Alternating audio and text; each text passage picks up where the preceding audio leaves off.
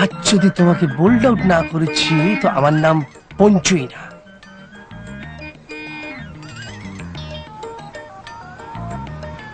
আগে নমস্কার। নমস্কার, তুমি কে? কেন আমি পঞ্চানন? 5টা কেন? তোমার তো একটা মাথা, 55 হলো কি করে? বলছি, সব বলছি। চম্পা, এক কাপ চা আনো তো। হ্যাঁ হ্যাঁ আনছি। আরে রে রে রে রে রে রে, চা আবার চা আনতে পাঠালে কেন? আগে আপনি যদি আমাকে অনুমতি দেন তাহলে আমি আপনাকে একটা প্রশ্ন করব। হ্যাঁ, প্রশ্ন কটা? একটা করো। 909 থেকে শূন্য নিয়ে গেল দ্বারকা, রইল কত, গেল কত? কেন শূন্য রয়ে গেল? পর্বত উপরে কোন সে এমন ছিল মনুষ্য, অস্থি চর্মসারে রহিল বানপ্রস্থ অনুসারে, পুঙ্খানুপুঙ্খ ভাবে বিচার করি তুমি কি পাইলে? পর্বত, মানুষ, বানপ্রস্থ। মূঢ় অবরত করি শুনো কহি যে বচন, উত্তর বল দেখি আচার্য, অজফুল সর পাকুর, স্থান হয় না আসনে তাহার, এগিয়ে থাকি পিছপা না তো জানো যদি বলে ফেলো। হ্যাঁ, সচিন তেন্ডুলকার ছক্কা মারলে রণতুঙ্গ আউট হলো কি করে? তা কি করে হলো? 12 পার্টি মিলে মিনিস্ট্রি করলে মিনিস্ট্রি ভেঙে গেল। অন্য 12 পার্টি মিলে যদি মিনিস্ট্রি করতে চায় তাহলে প্রধানমন্ত্রী কে হবে? দাদা দাদা দাদা কি হয়েছে? দাদা দাদা কি হয়েছে? কে চায়নি আমার প্রশ্ন মানে জর্জরিত হয়ে ফুল ফ্ল্যাট। দাও চা দাও। চা পরে খাবে, আগে আমার প্রশ্নের উত্তর দাও। মানে তুমিও কি প্রশ্ন করবে? তোমার খানদান কি প্রশ্ন পাকিস খানদান? হ্যাঁ করো। আচ্ছা বলো তো, পশ্চিমবাংলার প্রথম গভর্নর কে? গভর্নর। আমাদের প্রথম মহিলা ডাক্তার কে? মহিলা। একটা লোক পুকুর ধারে গিয়ে দেখলো একটি সুন্দরী মেয়েকে। মেয়েটি একটি বাচ্চা ছেলের গা ধুয়ে দিচ্ছিল। লোকটি বলল, তোমার আমার রূপের ছটা আমার যত্ন করো কার বেটা? মেয়েটি বলল, এর বাবা যার শ্বশুর তার বাবা মোর শ্বশুর। তাহলে ছেলেটি মেয়েটি কে হবে? পরের লেজে পড়লে পা তুলো পানে ঠেকে, নিজের লেজে পড়লে পা ক্যাক করে ডাকে, মানে কি? এই যা। বুঝলি চম্পা, এ বিয়েতে আমি রাজি। হ্যাঁ, তুমি বিয়ে দিতে রাজি? হ্যাঁ। আমিও রাজি, কিন্তু শ্যালক মহাশয় বুঝতে পারছি না আমাকে এত প্রশ্ন কেন? বুঝলে পঞ্চু বাবু, তুমি তো আবল তাবল বকবে, তখন চম্পা তোমাকে প্রশ্ন করবে আর আমি ফ্ল্যাট। সীমা চা।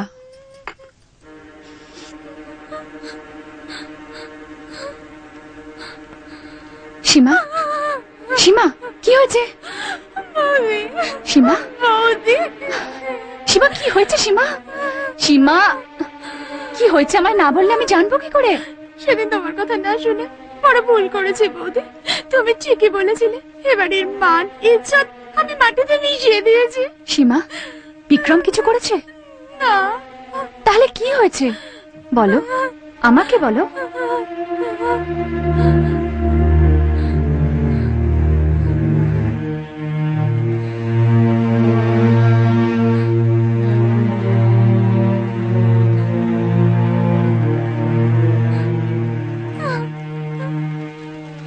সীমা, চিঠি পাওয়া মাত্র ফিনিশ করে দেবো।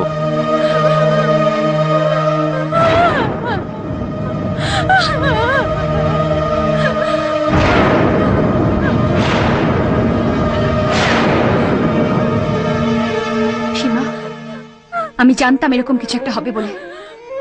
কিছু হওয়ার আগে আমি আত্মহত্যা করবো বৌদি, আত্মহত্যা করবো। ওহো, তুমি ভয় পাচ্ছ কেন? তোমার বৌদি এখনো বেঁচে আছে সীমা, সে মরে যায়নি। এসব তুমি আমার উপরে ছেড়ে দাও। বৌদি,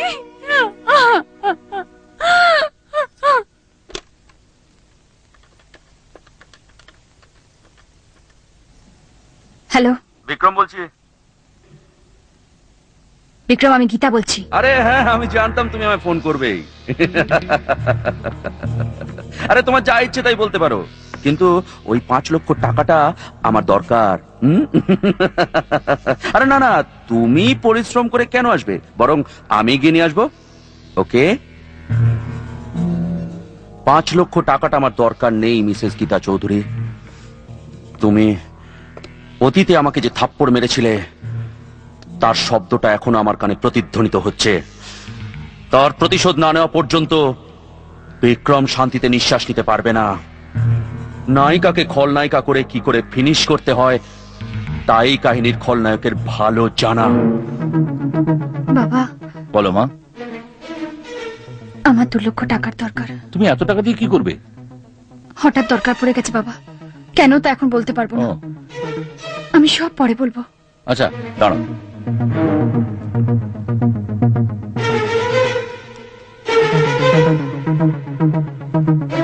এই নাও। আরে মা, তুই এতদিন পরে? বাবা, আমি ভীষণ বিপদে পড়েছি। আজকেই আমার 2 লক্ষ টাকার দরকার। আরে এতগুলো টাকা তুই কি করবি? এই মুহূর্তে আমি কিচ্ছু বলতে পারবো না কি দরকার। আমি সব পরে বলবো। ফিরিয়ে দিও না বাবা।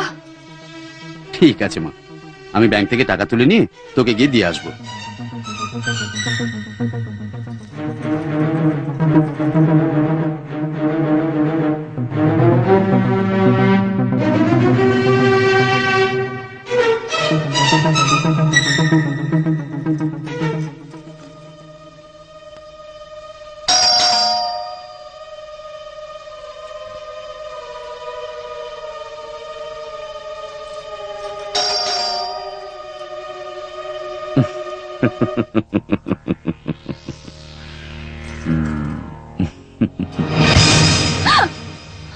সুন্দর, অতি সুন্দর।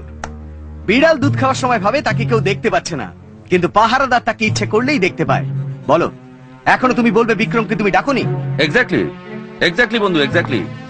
আমাকে না ডাকলে রাত্রি 12টায় একজন ভদ্রলোকের বাড়িতে আসবো কেন?